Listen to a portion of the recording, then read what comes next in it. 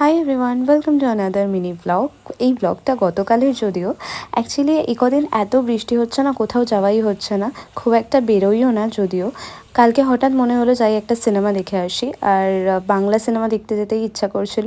আর আমাদের বাড়ির খুব কাছেই আছে হচ্ছে রাধা স্টুডিও, জাস্ট একটা মেট্রো স্টেশনের ডিস্টেন্সে। যাওয়ার পথে একটু ডালের বড়াও খেলাম, এটা না আমার খেতে খুবই ভালো লাগে।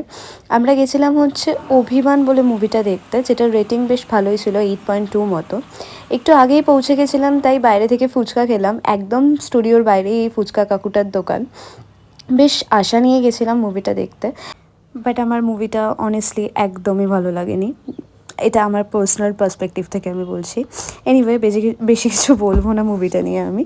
তো যাই হোক, হলটা আমার খুব পছন্দ, বিকজ ভীষণ একটা টাইনি ব্যাপার আছে, বেশ কমফোর্টেবল লাগে আমার এই হলটা।